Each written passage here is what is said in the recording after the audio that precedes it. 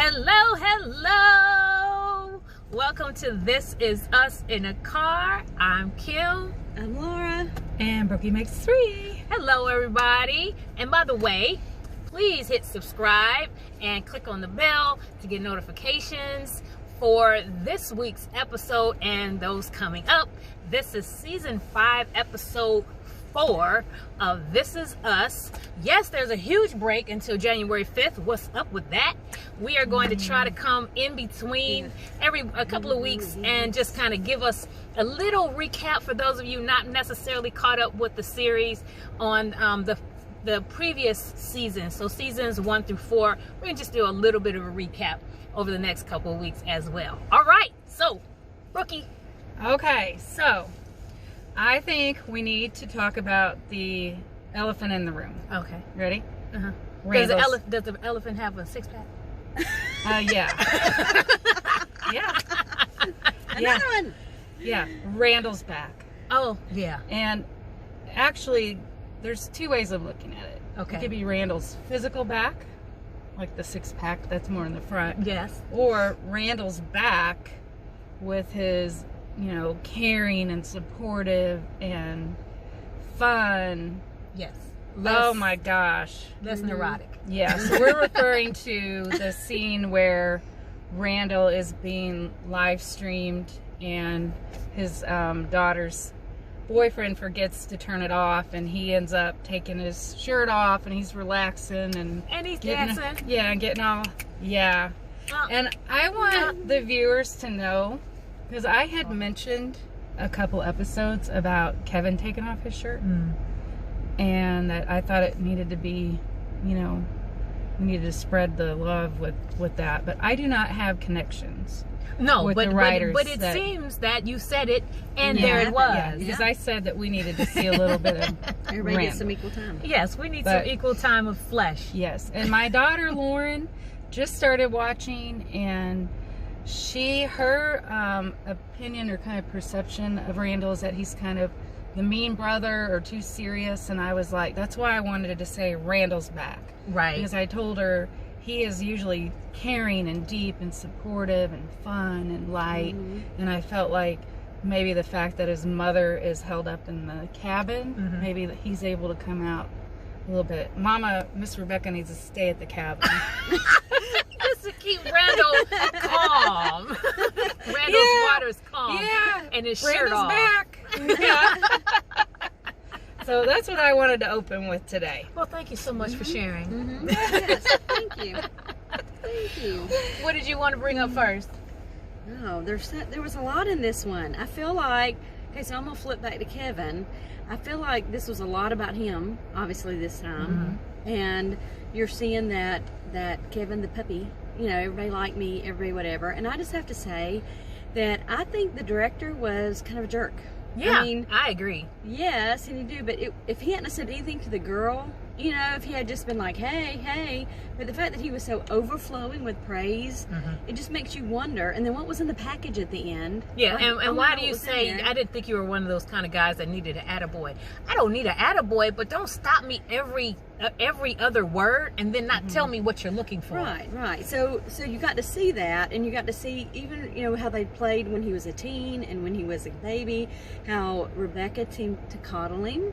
I mean, I don't know. I've been there. I had the kid that we had to let cry forever. I had the kid that wanted to quit, ballet mid-year, and we're like, sorry, hair goes in the bun for the next 4 months and finish the year. I mean, I think that you are so mean. Okay. Yes. You're because I was going to bring up, like, which parent are you? Rebecca or Jack? Okay. Because I'm a Rebecca. I'm the, one of the things that Rebecca said that I really love, she said, this is the sound of our son being emotionally traumatized for life. It's so dramatic and so Rebecca, but I remember thinking that it's like, are we traumatizing this child for making him cry? I tell you what, sleep training is no joke. It's no joke for the kids. It's no joke for the babies.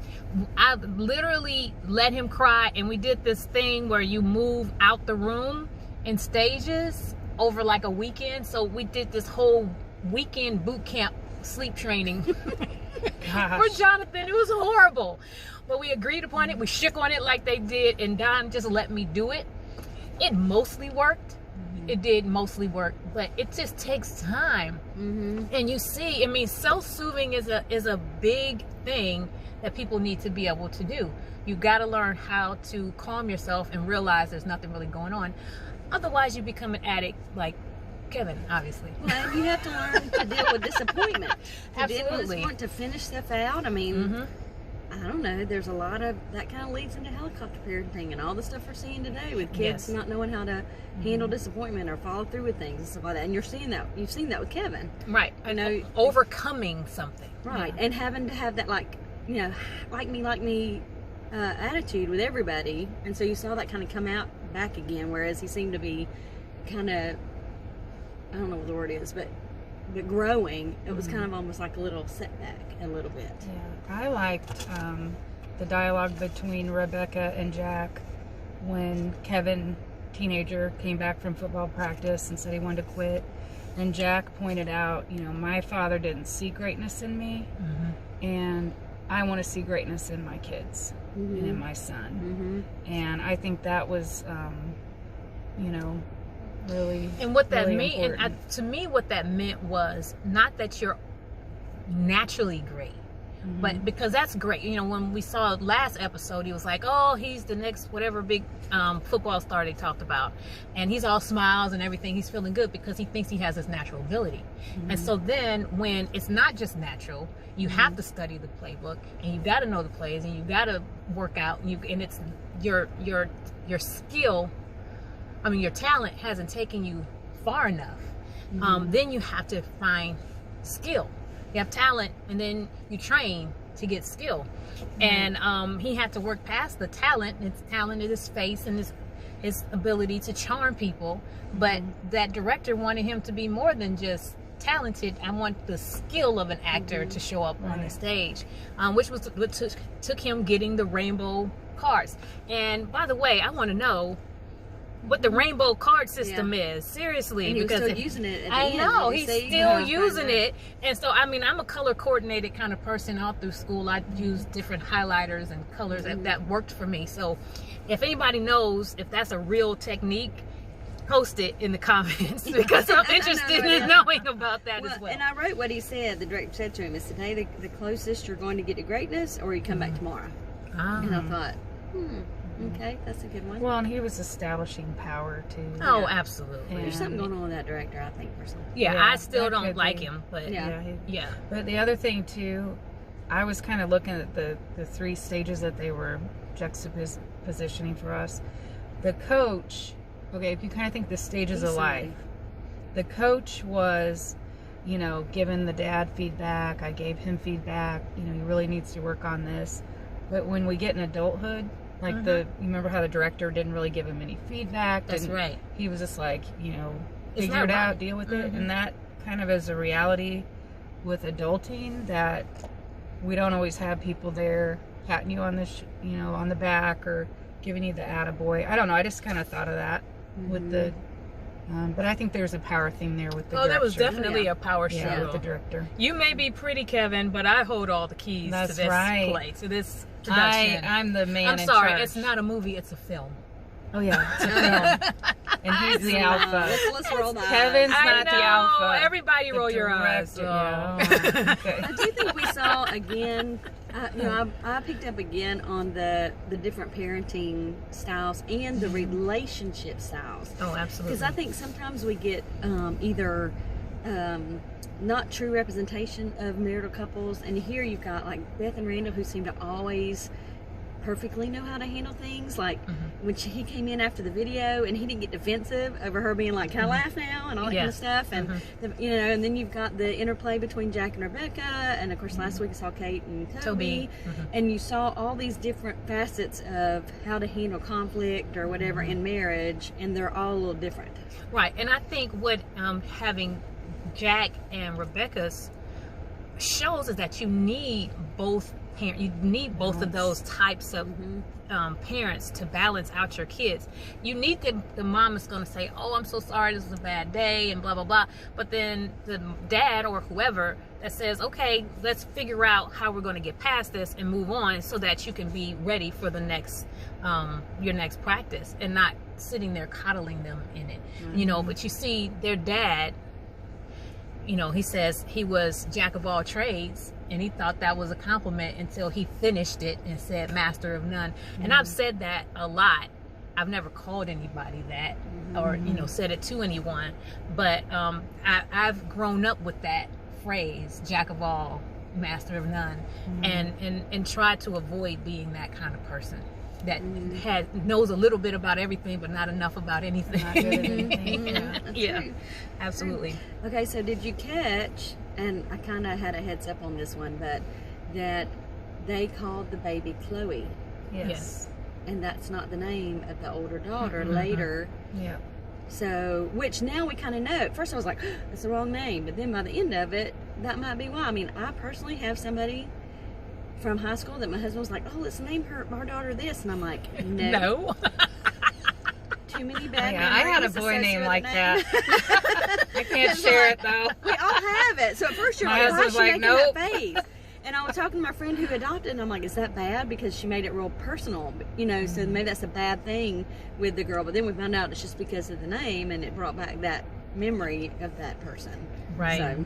And then staying kind of in this arena with Kate, I am very interested where they go with this abortion versus adoption storyline with her, and that flashback to this horrible boyfriend. She's obviously pregnant. Mark. Yeah. Oh, that was his name? Yes. Well, we don't like Mark. And she's obviously pregnant, must either miscarry or have an abortion for him. Nobody knew about it. And nobody knew, which is painful. And there's so much guilt that goes along with abortion. And so maybe it's lending towards her attitude that she has about adoption and how excited she is about it.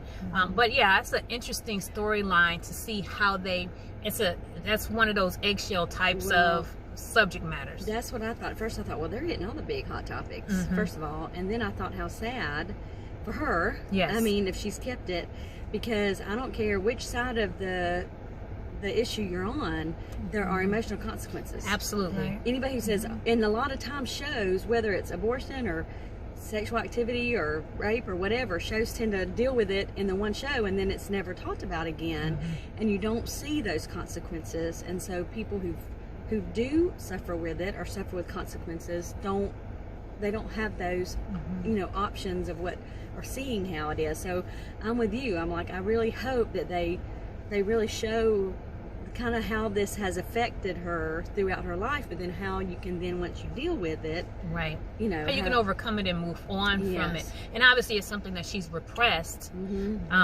We don't know how it's seeped into her life other ways, but definitely something that she's kept closed in. She didn't even tell her brother. She hadn't even told Kevin yet, which is that's amazing, because she's very close to at least her brothers. I'm kind of thinking too, it might be connected to her weight. No, yeah, and her starting to eat again, and trying to eat it away. And I kind of thought, okay, there was a episode early on where I think it was at the very beginning we were getting to know them, that Kevin had, something came up about, because I think it was when maybe she was starting her relationship with Toby, that because she had a big break in between relationships, and he had said she had a really bad experience. And so I've been kind of wondering if, like, I was thinking the bad experience may have been just what we saw of Mark, that abuse, but maybe it's even more traumatic. That it has, you know, like, he was abusive, and if there's a pregnancy involved, maybe it's even going to be even worse. So. And I think we need to be prepared for some emotional scenes with her. Yeah. Well, and I'll do this little plug.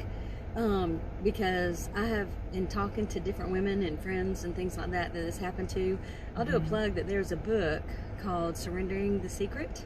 It's a Bible study, actually, Healing the Heartbreak of Abortion. Heard it is fabulous. Do you know who the author is?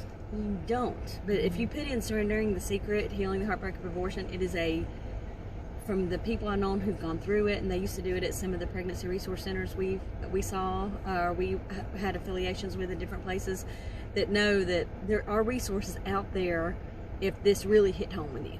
Right. Just want to say that, because and we so know it affects you. we'll put that information in the description as well. So we'll look up that information, and I'll make sure I put it in the description. Okay. I want to give a shout out to my daughter Lauren. Hey Lauren. Hey Bubby. She had noticed when Kevin and Kate were talking, and he said, "Is everything okay?" And she was like playing it off, yeah. And he said, "Honestly." Well, she said, "Honestly, yes." She used the line that he used in the when he was trying to, get that line out, and she was like, "Oh, that's the same line." Yes, absolutely. And I was wondering if somebody else said that, if that was the only instance where you see someone say honestly and it's not really them not being honest. I couldn't remember if Randall said it at all. So I think that's the only, if somebody else remembers somebody else saying it, put it in the comments. Well, and in that same conversation, and I did kind of read a little something about this too, is that you see him push back, and I think sometimes he might get flack for that, for saying, "What are you talking about? He had a good life." But I think that's it. I mean, it's a defense mechanism. Absolutely. So that to me says there's hope that he does know that they haven't discussed all how Randall felt and all that kind of stuff. But he's going to, because that's our first initial reaction to be like, "Oh no, of course everything was fine." Yeah. Why would he have any issues? Especially if you feel like your younger sibling or the different sibling was preferred or given too much attention anyway. I'm not giving him any more attention. Yeah. For his, I'm not saying that they did anything wrong, because they already showered him with more attention than I got. And don't we all have different perceptions? I know my sisters and I have talked about the same incident, and I'll say, "No, this is what happened." She's like, "Oh, I thought Mom did that because she, loved you more and blah, blah, blah." No, because I just didn't want to do this, And so there's always different perceptions of everybody in a household, even if you're right there with the same people. Right. Absolutely. All right. So, okay, what's next? Talking about babies, let's talk about Malik. Ooh, 10-finger woo! He's such a good actor, but I'll do it again. Oh, I know. He's so young and he's so good. I love that actor. I don't know Malik's name, but bravo, dude. and so seeing him show up late, and Randall, of course, bragging about being late, and then falling asleep, I'm like, oh, poor Malik. This is not going good for him. And of course, something's going to go wrong with him doing the videotape. You're hoping it's not going to be too bad. I thought maybe he wouldn't broadcast it at all. That he wouldn't push. That he wouldn't turn it on. But that would be too easy to fix. And so him not turning it off, and like you said, who turns their back just because they picked up the phone? TV does all kinds of stuff like that all the time. No, you would be watching it while you're talking like this, and then be like, ah. Or like I mentioned, people who turn on their light before they pick up the phone. Who does that? Nobody. No, you reach over and fumble. Because the phone is already a light. Yes.